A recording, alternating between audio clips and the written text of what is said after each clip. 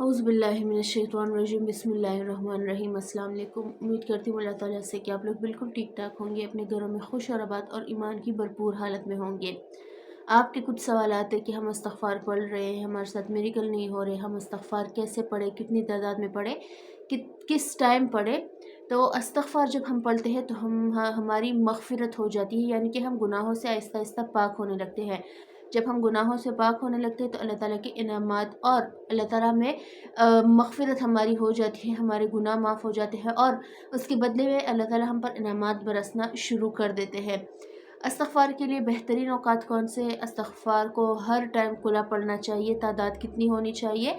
तो इस्तग़फ़ार के दो ऐसे अहम मौक़े हैं, दो ऐसे अहम टाइमिंग्स हैं जिसमें इस्तग़फ़ार आप पढ़ सकते हैं। आपके गुनाह भी माफ़ होंगे और आपके हाजात भी कबूल होंगे इंशाअल्लाह।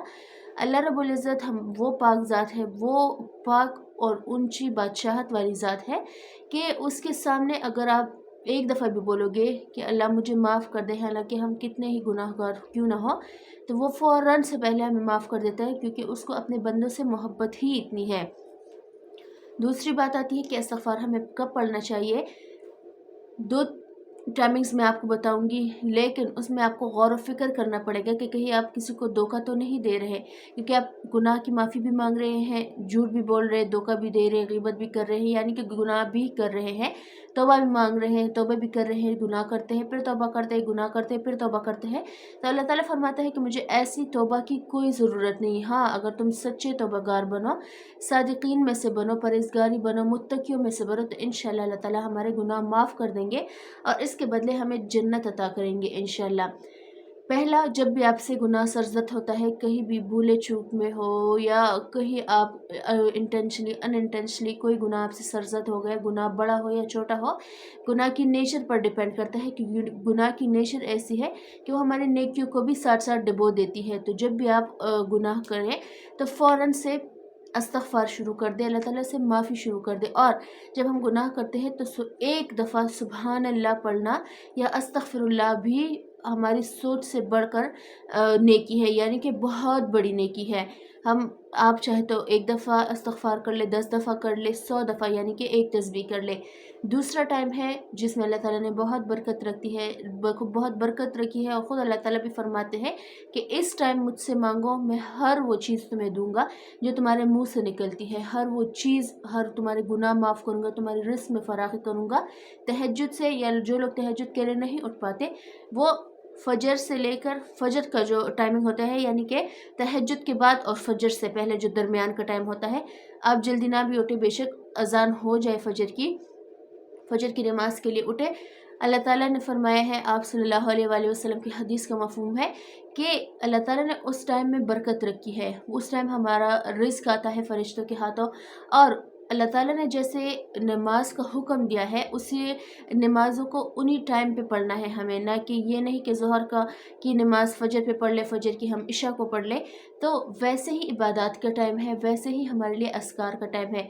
जैसे हम सूरतों को देख ले, फ़जर के बाद सूरह यासीन रखी है, इशा के बाद सूरह मुल्क रखी है, सूरह वाक़िया शाम के टाइम रखा है, तो ये किसी स्पेसिफिक वजूहात के बिना पर रखा गया है।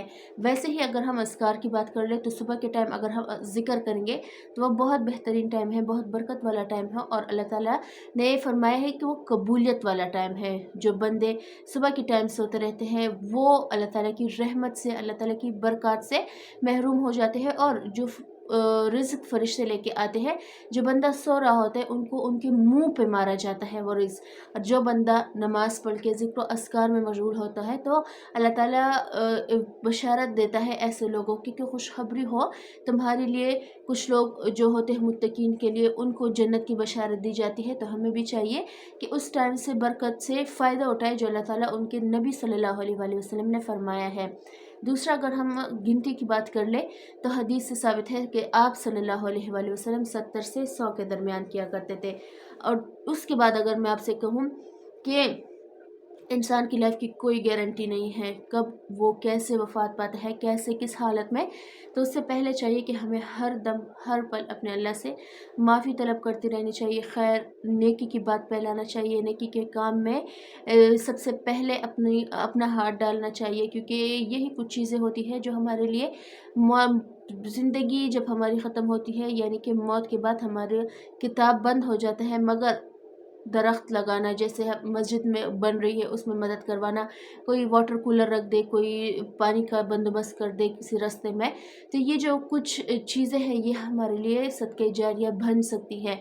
अच्छी बात पहले हमेशा मैं आपसे कहती हूँ कि जब भी आप कोई अच्छी बात सुने तो दूसरों तक ज़रूर पहुँचाया करें, क्योंकि इसमें ही हमारी भलाई है। ये ना देखा करें कि फ़लाँ बलाने ने फ़लाँ बंदे ने बात बोली है, ये बंदा मुझे नहीं पसंद, मैं इसकी बात आगे नहीं शेयर करूँगा, या फ़लाँ बंदे के रेफरेंस से ये बंदा मुझे मिला है, व्हाटएवर।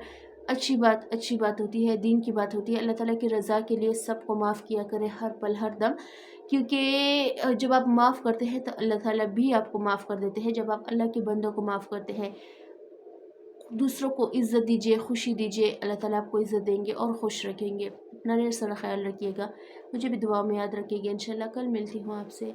अल्लाह हाफ़िज़।